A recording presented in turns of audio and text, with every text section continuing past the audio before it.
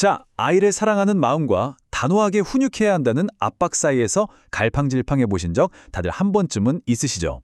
오늘은 육아라는 이 복잡한 미로 속에서 아주 확실한 나침반이 되어줄 내용을 준비했습니다.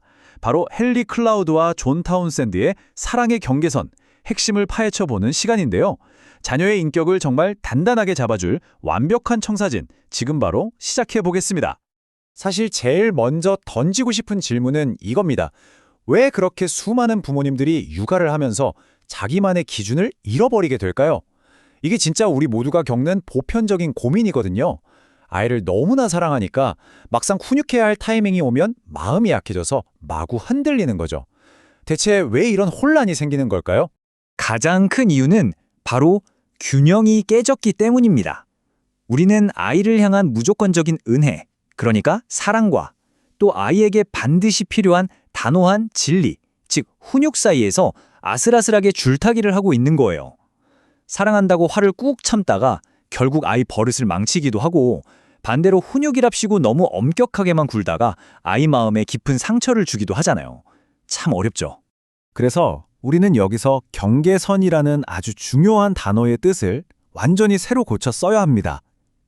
여러분, 경계선은요, 아이의 자유를 뺏고 답답하게 가두는 그런 차가운 감옥의 벽이 절대 아닙니다. 오히려 세상의 험한 파도로부터 우리 아이를 안전하게 지켜주고 또 아이 스스로 자기 자신을 통제하는 힘을 길러주는 아주 튼튼하고 따뜻한 사랑의 울타리인 거죠. 자, 그럼 오늘 살펴볼 청사진의 목차를 가볍게 짚고 넘어가죠. 사랑과 훈육의 균형을 시작으로 1단계 책임감 기르기, 2단계 인격과 가치관, 3단계 부모의 역할, 그리고 마지막으로 사랑하기 때문에 거절한다까지 방대한 원자료의 내용을 이렇게 핵심 단계로 쏙쏙 뽑아봤습니다. 본격적으로 첫 번째 핵심 개념, 사랑과 훈육의 균형입니다. 이 청사진이 과연 어떤 뼈대 위에 세워져 있는지 바로 확인해 보겠습니다.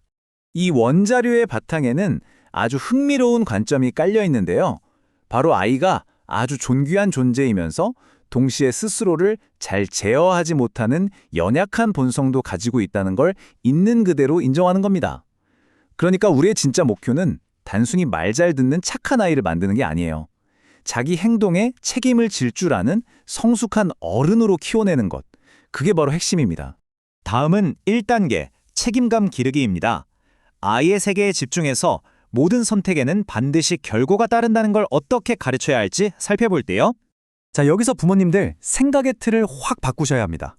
아이가 사고를 쳤을 때 쏜살같이 달려가서 대신 해결해주는 구조대원 역할, 이제 당장 그만두셔야 해요. 대신에 아이가 스스로 문제를 풀어나갈 수 있도록 한 걸음 뒤에서 지켜보며 방향을 알려주는 코치가 되셔야 합니다. 이게 정말 중요해요. 그럼 구체적으로 어떻게 코칭해야 할까요? 첫째, 아이가 숙제를 안 했어요. 그럼 부모가 대신해주거나 선생님한테 변명해주지 마세요. 학교에서 불이익을 당하는 그 자연스러운 대가를 직접 겪게 두는 겁니다. 둘째, 내 마음을 지키기 위해 단호하게 아니오라고 거절하는 법도 가르쳐야 하고요. 셋째, 아이가 막 떼를 쓴다고 해서 부모가 정한 기준이 흔들리면 절대 안 됩니다. 여기서 밀리면 아이는 경계선을 우습게 보거든요. 마지막으로 내 권리가 소중한 만큼 다른 사람의 공간과 경계선도 존중해야 한다는 걸 확실히 알려주셔야 합니다. 근데 여기서 진짜 놓치면 안 되는 포인트가 하나 있습니다. 바로 동기부여인데요. 아이가 부모 말을 듣는 이유가 무서운 벌을 받을까봐 덜덜 떨어서가 되면 안 됩니다. 진짜 순종은 부모를 깊이 사랑하고 존경하는 마음에서 나와야 하거든요. 규칙은 엄격하게 정하되 그 밑바탕에는 늘 따뜻하고 끈끈한 관계가 깔려 있어야 한다는 얘기죠. 이제 2단계, 인격과 가치관입니다. 앞서 겉으로 드러나는 규칙을 세웠다면 이제는 아이의 깊은 내면 세계를 아주 단단하게 다져볼 차례입니다. 정직을 실력보다 높이 평가하십시오. 와, 정말 인격 형성의 핵심을 확 찌르는 말 아닌가요? 아이가 수학시험에서 100점을 맞아오는 것보다 자기가 잘못한 걸 솔직하게 털어놓는 그 용기가 100배, 1000배는 더 가치 있다는 걸 부모가 직접 보여줘야 합니다. 우리가 아이에게 어떤 가치관을 심어줘야 하는지 여기서 딱 답이 나옵니다. 특히 고난 견디기를 눈여겨보세요. 부모 마음이야 조금만 힘들어도 짠해서 도와주고 싶지만 적절한 시련은 성장을 위해 꼭 필요하거든요. 땀 흘려 얻는 기쁨, 원하는 걸 위해 꾹 참고 기다리는 법, 그리고 남과 비교하기보단 나만의 재능을 찾고 우리를 먼저 생각하는 이타심까지, 이런 것들을 가르쳐야 한다는 거죠. 이건 아이들에게 돈 관리하는 법을 가르치는 진짜 기발한 방법인데요. 용돈을 받으면 그냥 다 써버리는 게 아니라 딱 세 몫으로 나누게 하는 겁니다. 미래를 위해 조금 저축하고 꼭 필요한 곳에 쓰고 그리고 남은 일부는 반드시 이웃을 위해 나누도록 훈련하는 거죠.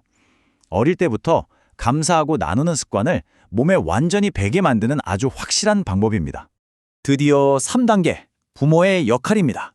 지금까지 아이들을 살펴봤다면 이제는 부모인 우리의 모습을 거울에 비춰볼 시간입니다. 이 표가 보여주는 건 아주 명확합니다. 자녀의 행동은 결국 부모의 모습을 그대로 비추는 거울이라는 거예요. 부모인 나 자신은 감정 조절도 못하면서 아이한테만 참으라고 하면 그게 통할 리가 없잖아요. 특히 아이에게 가장 큰 정서적 안정감을 주는 건 다름 아닌 화목한 부부관계라는 사실, 그리고 부모가 약속을 칼같이 지킬 때 아이도 부모의 권위를 진짜로 존중하게 된다는 점 꼭 기억하셨으면 좋겠습니다. 그리고 또 하나 절대 잊어선 안 될 원칙들이 있습니다. 훈육은 가르침이지 폭발이 아니에요. 화가 머리끝까지 났을 때 내뱉는 말은 아이 마음에 상처만 냅니다. 무조건 진정될 때까지 기다리세요. 또 남들 다 보는 데서 아이에게 망신을 주면 절대 안 되고요. 요즘 제일 골칫거리인 스마트폰 같은 디지털 기기도 처음부터 아주 엄격한 기준을 세워두셔야 합니다. 무엇보다 완벽한 부모는 없으니까 우리의 한계를 인정하고 매일매일 아이를 위해 기도하는 겸손한 태도가 정말 필요합니다. 육아하다 보면 가끔은 진짜 포기하고 싶다 할 때도 있으시죠? 아이가 계속 엇나가고 방황하는 것 같아도 부모의 가장 크고 중요한 임무는 끝까지 희망의 끈을 놓지 않고 기다려주는 겁니다. 절대 부모가 먼저 아이를 포기해서는 안 됩니다. 자, 마지막 섹션입니다. 사랑하기 때문에 거절한다.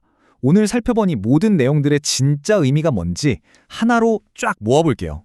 아이의 간절한 눈빛을 보면서 단호하게 안 돼! 라고 말하는 거, 그거 진짜 부모로서 마음 찢어지게 아픈 일이죠. 하지만 여러분, 이 단호한 거절이야말로 우리가 아이에게 줄 수 있는 가장 강력하고 위대한 보호입니다. 아이가 미워서 거절하는 게 아니잖아요. 아이를 진짜 너무나 사랑하기 때문에 거절할 수 있는 용기를 내는 겁니다. 마지막으로 여러분께 이 질문 하나를 던지면서 마무리하려고 합니다. 오늘 자녀를 위해 어떤 사랑의 울타리를 세우시겠습니까? 오늘 이 원자료에서 다룬 수많은 내용들을 다 완벽하게 해내실 필요는 없습니다. 다만 우리 아이의 단단한 미래를 위해서 오늘 당장 시작해볼 수 있는 작지만 확실한 경제선 하나는 무엇일까요? 오늘 바로 그 사랑의 울타리 하나를 든든하게 세워보시길 바라면서 이번 설명 시간은 여기서 마치겠습니다. 함께해 주셔서 감사합니다.